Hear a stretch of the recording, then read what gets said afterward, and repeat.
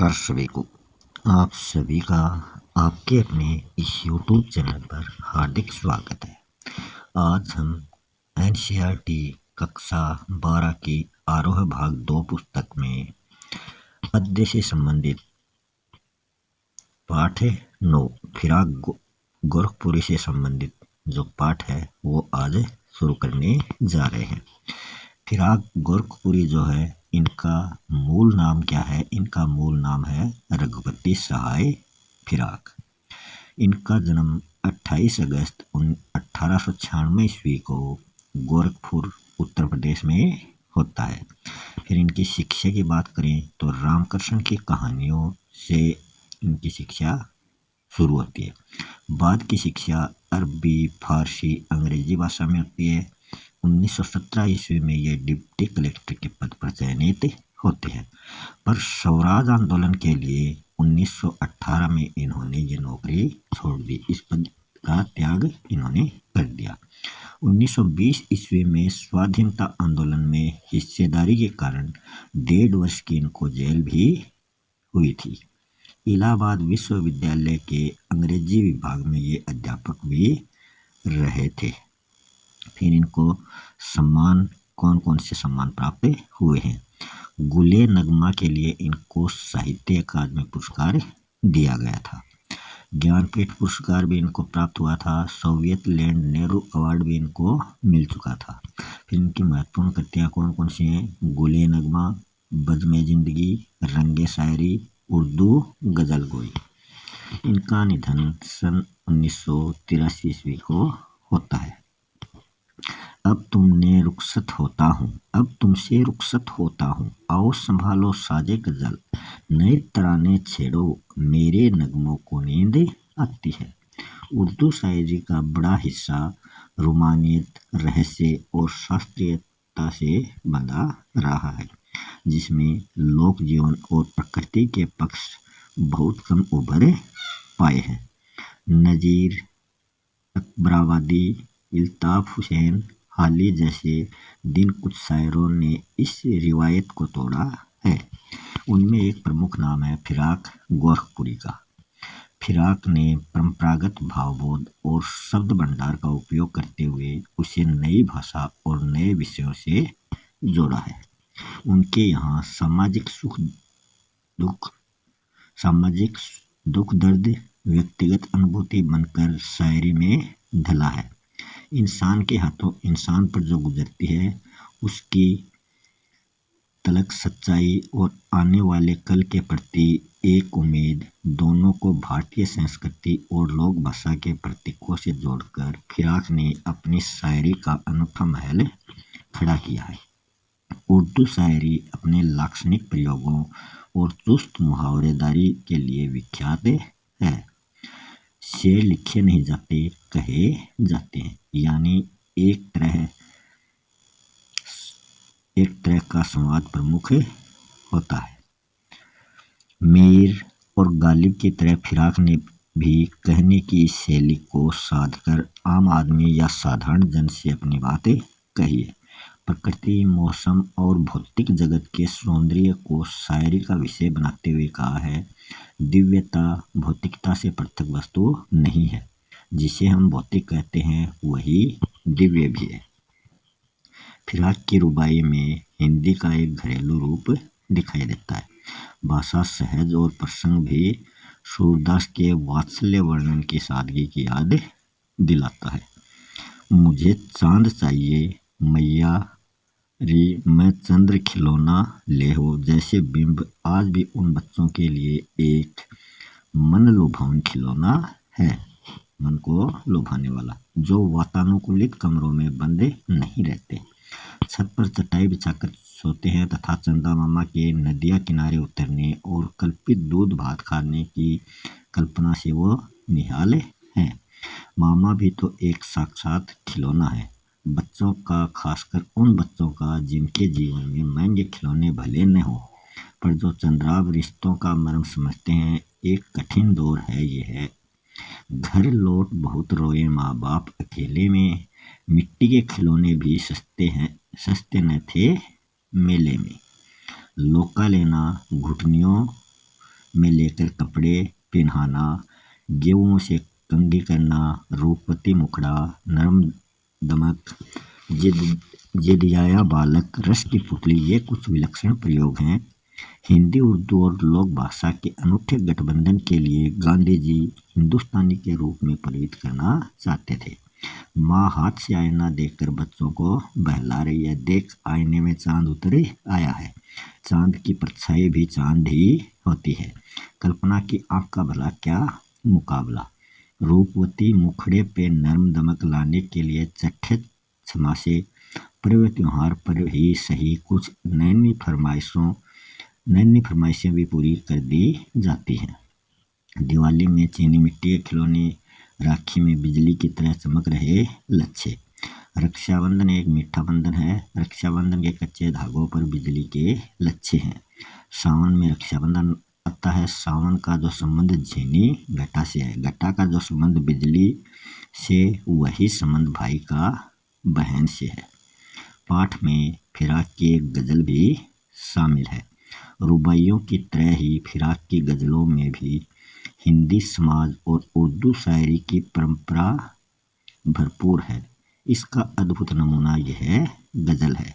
यह गजल कुछ इस तरह बोलती है कि जिसमें दर्द भी है, एक शायर की ठसक भी है और साथ ही काव्य शिल्प की वह ऊंचाई जो गजल की विशेषता मानी जाती है। अब शुरू करते हैं रुबाइयाँ। आंगन में लिए चांद के टुकड़े को, खड़ी है हाथों पे झुलाती है उसे गोद प्यारी। चांद का टुकड़ा कौन होता है? बहुत प्यारा, मतलब माँ अपने बेटे को लेके खड़ी है। रह रह के हवा में जो लोका देती है, लोका देना जैसे बच्चे को हवा में ऊपर उछालते हैं, वो क्या होता है? लोका देना। गूंज उठती है खिलखिलाते बच्चे की हंसी, जैसे बच्चे को हवा में उछालते हैं वो खिलखिलाकर हंसने लगता है। तो इस रुबाई के माध्यम से कवि फिराक गोरखपुरी कहते हैं कि एक माँ अपने बच्चे को गोद में लिए आंगन में खड़ी है। कभी वह उस बच्चे को अपने हाथों से झुलाने लगती है और कभी उसको हवा में उछालकर गोद में भर लेती है। प्यार करने की इस क्रिया से बच्चा खिलखिलाकर हंस उठता है और आंगन में उसकी हंसी की किलकारी चारों तरफ सुनाई देती है। नहला के छलके छलके निर्मल जल के, उलझे हुए गेसुओं में कंघी करके, गेसुएं होती हैं बाल, किस प्यार से देखता है बच्चा मोह को, जब घुटनियों में लेके पिन्हाती है कपड़े। पिन्हाती मतलब पहनाती है। कवि फिराक गोरखपुरी कहते हैं कि माँ अपने शिशु को निर्मल पवित्र जल से नहलाती है। निर्मल मतलब बिना मल का साफ पानी। वह अपने हाथों से शिशु पर जल छलका छलका के नहलाती है, फिर उसके उलझे हुए बालों पर कंघी भी करती है। जब वह शिशु को अपने घुटनों के बीच में रखकर या थामकर उसको कपड़े पहनाती है तो शिशु बड़े प्यार से माँ के मुख की ओर देखता है। उस समय कितना ममत्व छलक पड़ता है। ये सब कुछ फिराक गोरखपुरी ने अपने रुबाइयों में प्रकट किया है। नेक्स्ट है दिवाली की शाम, घर पुते हैं और सजे हैं, चीनी के खिलौने जगमगाते लावे, वो रूपवती मुखड़े पे एक नरम दमक बच्चे के घरौंदे में जलाती है। दमक का अर्थ है चमक या प्रसन्नता। घरौंदा का अर्थ होता है बच्चों द्वारा मिट्टी से बनाया गया घर। तो इस रुबाई के माध्यम से कवि फिराक गोरखपुरी कहते हैं कि दीपावली की शाम का समय है, घरों की पुताई और रंग रोगन से वे एकदम साफ दिखाई दे रहे हैं, उनको खूब सजाया गया है और माता पिता अपने बच्चों को प्रसन्न करने के लिए चीनी मिट्टी से बने चमचमाते खिलौने लाते हैं। उस समय माँ के आनंदित सुंदर मुख पर सौंदर्य की एक मधुर कोमल चमक झलकती रहती है। वह बच्चे के खिलौने रूप में बने घर में दीपक जलाती है।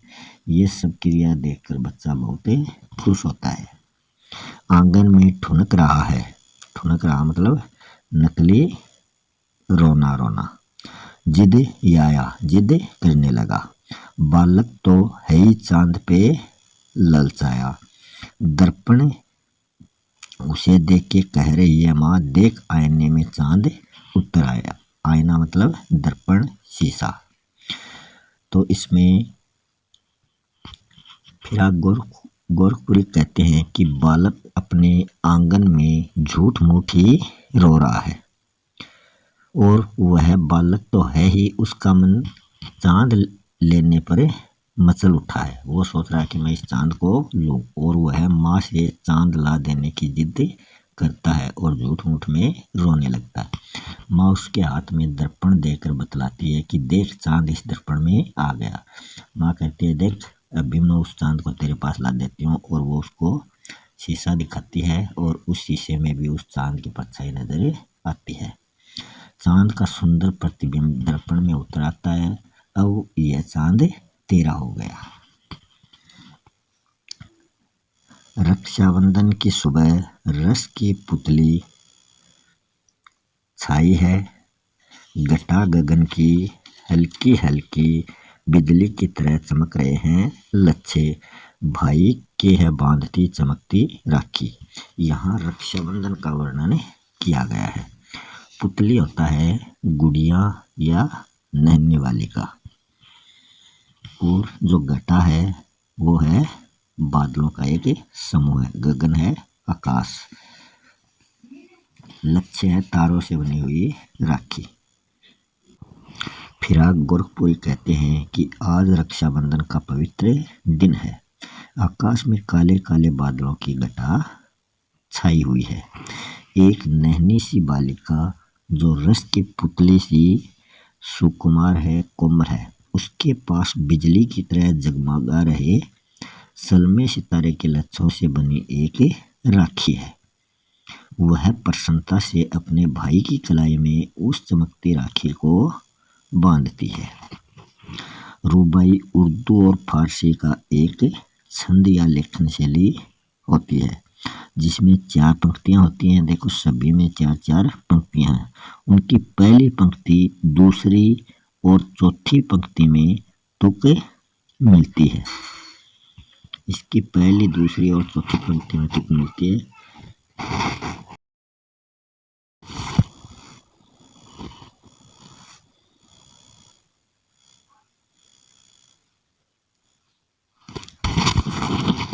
आगे हैं फिराक गोरखपुरी की प्रमुख गजलें। तो शुरू करते हैं इनकी पहली गजल। नोरस गुंचे पंखड़ियों की। नोरस मतलब नया रस, गुंचे मतलब कली। नाजुक गिरहें खोले, गिरहें मतलब गांठें, या उड़ जाने को रंगों वो गुलशन में पर तोले हैं। गुलशन होता है बगीचा। तो इसमें कवि फिराक गोरखपुरी प्रकृति का चित्रण करते हुए कहते हैं कि नए रस से भरी हुई कलियां अपनी कोमल पंखुड़ियों की गांठों को खोले रही हैं, अर्थात वो धीरे धीरे खिल रही हैं। उनसे जो सुगंध फैल रही है वह ऐसी लगती है कि मानो रंग और सुगंध सारे बगीचे में उड़ जाने के लिए अपने पंख फड़फड़ा रही है। इसका अर्थ है कि सारे परिवेश में कलियां एवं फूलों की सुषमा एवं सुगंध फैले रही है। तारे आंखें झपकावे हैं, जर्रा जर्रा, जर्रा जर्रा मतलब कण कण, सोए हैं तुम भी सुनो हो यारो, सबके सन्नाटे कुछ बोले। सब होती है रात। कवि फिराक गोरखपुरी कहते हैं कि ढलती हुई रात में तारे मानो आंखें झपका झपका कर सोना चाहते हैं। उस समय धरती आकाश का कणकण सोया हुआ है। हे मित्रों तुम भी सुनो, रात में पसरा हुआ सन्नाटा कुछ बोलता हुआ प्रतीत हो रहा है। इसका अर्थ है कि रात का सन्नाटा प्रिय की याद दिलाने का प्रयास कर रहा है। प्रिय को याद करने के लिए वो कह रहा है। आगे है, हम हो या किस्मत हो, हमारी दोनों को एक ही काम मिला। किस्मत हमको रोलेवे, हम किस्मत को रोलेवे। किस्मत होता है भाग्य। कवि फिराक गोरखपुरी कहते हैं कि मैं और मेरी किस्मत दोनों ही एक समान हैं। दोनों निराशा और असफलता के कारण रोते रहते हैं। दोनों को एक ही काम मिला है। मेरी किस्मत मेरी हालत देखकर रोती है और मैं अपनी बुरी किस्मत को देखकर रोता हूँ। इसका अर्थ है कि मेरा जीवन निराशा वेदना से ग्रस्त है। जो मुझको बदनाम कर रहे हैं, काश वे इतना सोच सके। मेरा पर्दा खोले है या अपना पर्दा खोले हैं। यहाँ पर्दा का अर्थ है रहस्य। तो कवि फिराक गोरखपुरी कहते हैं कि जो लोग मुझे बदनाम करते हैं या मेरी बुराई करते हैं, निंदा करते हैं, काश वे ये समझ पाते कि वे मेरी नहीं अपनी कमियों के पर्दे खोल रहे हैं। अपनी कमियों का रहस्य उजागर वो कर रहे हैं। अपनी ही निंदा वो कर रहे हैं, अर्थात दूसरों की निंदा करने से अपनी ही कमजोरी प्रकट होती है। ये कीमत भी अदा करे हैं हम बदरुस्ती ए होशो हवास। बदरुस्ती ए होशो हवास का अर्थ है विवेक के साथ। तेरा सौदा करने वाले दीवाना भी हो ले हैं। दीवाना का अर्थ होता है मस्त या पागल। कवि फिराक गोरखपुरी कहते हैं कि हे मित्र, मैं पूरे होशो हवास के साथ तुम्हारे प्रेम व्यवहार की कीमत अदा करता हूँ। जो भी प्रेम का सौदा करता है वह मस्त हो जाता है। इसका अर्थ है कि प्रिय के प्रेम में विवेकपूर्ण व्यवहार से आनंद ही आनंद मिलता है। तेरे गम का पासे अदब है। पासे अदब मतलब लिहाज या आदर का जो भाव होता है। कुछ दुनिया का ख्याल भी है, सबके छिपा के दर्द के मारे चुपके चुपके रो लेते हैं। कवि फिराक गोरखपुरी कहते हैं कि मेरे मन में तुम्हारे दुख दर्द के प्रति बहुत ही सम्मान है। मुझे तुम्हारा लिहाज मतलब आपके प्रति आदर का भाव है। तुम्हारे आदर की चिंता है तो दुनियादारी की भी चिंता है। मैं अब सबसे अपना दुख दर्द छिपा लेता हूँ, परंतु तुम्हारे प्रेम में छिप छिप कर रो लेने के लिए मैं विवश हूँ। फितरत का है कायम है तवाजुन आलमे हुस्नो इश्क में भी। फितरत मतलब आदत और तवाजुन मतलब संतुलन, और आलमे हुस्न इश्क का मतलब है प्रेम या फिर प्रेम और सौंदर्य का संसार। उसको उतना ही पाते हैं खुद को जितना खोले। कवि फिराक गोरखपुरी कहते हैं कि प्रेम और सौंदर्य के संसार में भी मनुष्य की आदत या स्वभाव का विशेष महत्व होता है। इस क्षेत्र में लेन देन का संतुलन बराबर रहता है। जो मनुष्य प्रेम में स्वयं को जितना अधिक खो लेता है या उसके प्रति जितना समर्पित हो जाता है, वह उतना ही अधिक प्रेम प्राप्त करता है। इसका भाव है कि कुछ पाने के लिए कुछ खोना पड़ता है। आबो ताब एसआर न पूछो। आबो ताब एसआर का अर्थ है चमक दमक के साथ। तुम भी आंखें रखो हो, ये जगमग बैंतों की दमक। बैंत मतलब शेर। या हम मोली रोले हैं। मोती रोले हैं मतलब आंसू बहा रहे हैं। तो यहाँ शेर वो जंगल वाला राजा नहीं है, बल्कि जो शायरी में आते हैं वो शेर यहाँ प्रकट किया गया है। तो इसमें कवि फिराक गोरखपुरी कहते हैं कि तुम दुनिया की बाहरी चमक दमक और कलाकारी पर मत खो जाओ। तुम्हें तो अपनी आँख खोलकर रखनी चाहिए। मेरे शेरों का सौंदर्य बहुत ही जगमग है, अर्थात मेरी शायरी बहुत ही आकर्षक है। वह आँखों के आंसुओं में से निकला है। मैंने आँखों से मोती रूपी अश्रुकण बहाए हैं, इसी से मेरी शायरी में चमक आई है।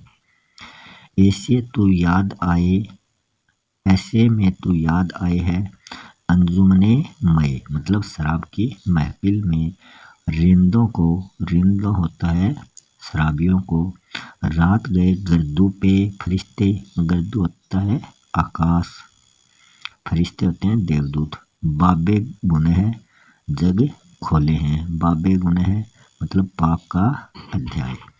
तो इसमें कवि फिराक गोरखपुरी कहते हैं कि रात गए जब आसमान में फरिश्ते दुनिया के पापों का लेखा जोखा खोलते हैं, ऐसे में शराब की महफिल में शराबी अर्थात हम अपना गम गलत करते हुए तुम्हें याद करते हैं। सदके फिराक है, सदके मतलब कुर्बान। एजाजे सुख्न होता है बेहतरीन शायरी कि कैसे उड़ा ली ये आवाज़, इन गज़लों के पर्दों में तो मीर की गज़लें बोले हैं। कवि फिराक गोरखपुरी कहते हैं कि लोग मुझसे आकर कहते हैं कि फिराक हम तुम्हारी बेहतरीन शायरी पर कुर्बान होते हैं, तुमने ऐसी उत्कृष्ट शायरी कहाँ से सीख ली, तुम्हारी गज़लों में तो मीर की गज़लों के शब्द सुनाई पड़ते हैं, इसका से तुम्हारी शायरी मीर की शायरी के समान बेहतरीन है। तो ये इसी के साथ ये लेसन कंप्लीट हो चुका है। मिलते हैं नेक्स्ट वीडियो में नए लेसन के साथ, तब तक के लिए धन्यवाद।